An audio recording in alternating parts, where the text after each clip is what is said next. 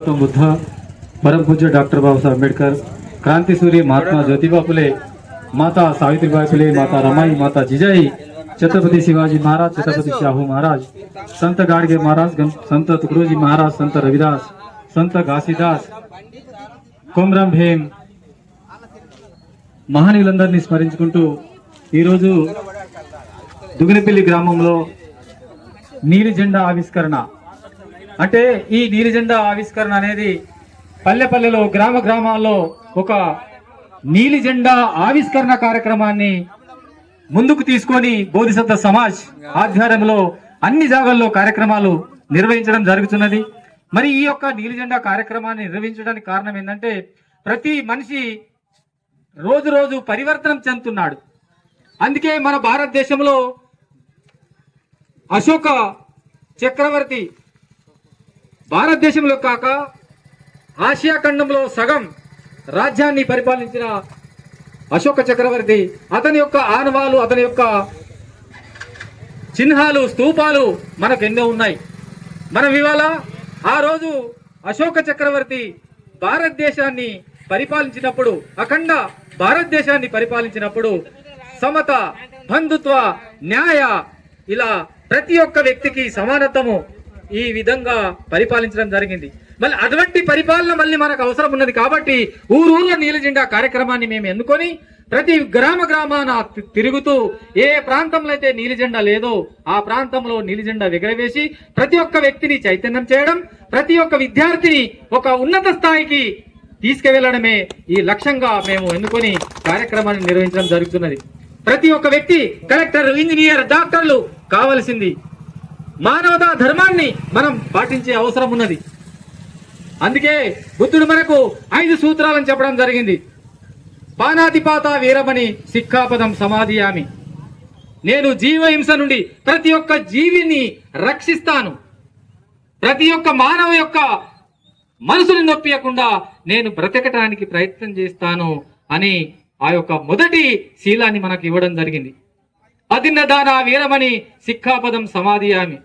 నేను నాకు అవసరం పడ్డ వస్తువుని నేను అడిగి తీసుకుంటాను తప్ప ఇతర వస్తువును ఇతరుల వ్యక్తుల వస్తువులు నేను తీసుకోను, అంటే దొంగలించను. అది నా వస్తువు అయినా సరే ఆ వస్తువు అయినా నేను అడిగి అతని పర్మిషన్ ద్వారా నేను తీసుకువెళ్తాను తప్ప నేను ఆ వస్తువును ముట్టనని అతను ఆ రెండవ శీలాన్ని మనకు ఇవ్వడం జరిగింది. కామే సువిచేచార వీరమణి సిక్కాపదం సమాధియామి. నేను ప్రతి ఒక్కరిని సోదరి భావంతో తల్లిగా, చెల్లిగా, అక్కగా భావిస్తాను. ఎవరిని కూడా వేరే దృష్టిగా నేను చూడను అని మనకు మూడో శీలాన్ని మనకు వివరించడం జరిగింది. మూసావాద వీరమణి సిక్కాపదం సమాధియామి. నేను ఎట్టి పరిస్థితుల్లో నా కంఠం తెగిపోయినా సరే కానీ నేను అబద్ధం మాట్లాడను. అబద్ధం మాట్లాడే పరిస్థితి వచ్చినా నేను దాన్ని మాట్లాడలేను అని 4వ శీలాన్ని మనకు ఇవ్వడం జరిగింది. సూరా మేరయ మధ్య పమాదట నా వీరమణి సిక్కాపదం సమాధియామి. బుద్ధుడు చెప్పిన చివరిది, నేను మద్యపానం నుంచి దూరంగా ఉంటాను, మాదక ద్రవ్యాలు సేవించడానికి దూరం ఉంటాను, కళ్ళు, గుటుక, పొగాకు లాంటి వస్తువుల నుండి నేను దూరంగా ఉంటాను అని మనకు 5వ శీలాన్ని ఇవ్వడం జరిగింది.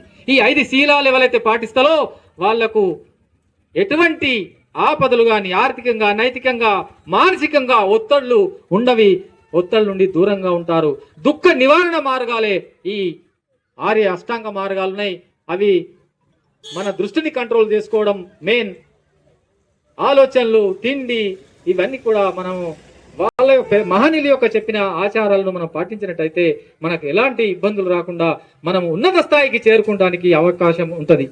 మరి మహాత్మా జ్యోతిబా ఫులే మనకు చక్కటి విషయాన్ని బోధించిండు. మనం ఇవాళ ఈ పరిస్థితిలో ఉన్నాం.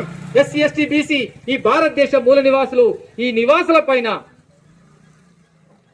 వేరే దేశస్తులు ఆక్రమించి మన దేశ సంపదతో పాటు మనకు విద్య లేకుండా, సంపద లేకుండా, ఆస్తి లేకుండా, ఎటువంటి లేకుండా మనకు చేయడం జరిగింది. ఈ అన్నిటి కారణం మనకు విద్య లేని వల్లనే. విద్య వినా మతి గేలి, మతి వినా గతి గేలి, గతి వినా నీతి గేలి, నీతి వినా విత్త గేలి, విత్త వినా శూద్ర కచలే, ఎవడే సారే అనర్థ విద్యని అని మనకు చెప్పడం జరిగింది. ఈ అన్నిటి కారణం విద్య.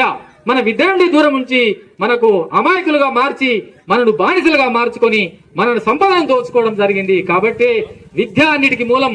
విద్య నుండే మనకు సర్వ సంపదలు కలుగుతాయి. విద్య లేకుంటే ఇంత పశువుగా మనకు పెద్దలు చెప్పడం జరిగింది. దాన్నే అనుగుణంగా తీసుకొని డాక్టర్ బాబాసాహెబ్ ఏమన్నారంటే, శిక్షణ ఏ వాగినిచే దూదాయే తో పిల్లల గురుగురుల శివాయ అన్నారు నాయి. విద్య అనేది ఒక పులిపాలు లాంటిది. పులిపాలు పులి తాగుతుంది, పులిపాలు పులే తాగుతుంది. పులిలా మనం గర్వించాలి. సమస్య వచ్చిన కాడ, సందర్భం వచ్చిన కాడ అక్కడ నిలబడాలి, ప్రశ్నించాలి. ప్రశ్నించేవాడే బాబాసాహెబ్ యొక్క అనుచరుడు అని మనకు చెప్పడం జరిగింది. మన ఇవాళ మనకు ఎన్నో విషయాలు మహనీయులు చెప్పడం జరిగింది. ఈ పరిశుద్ధత కార్యక్రమం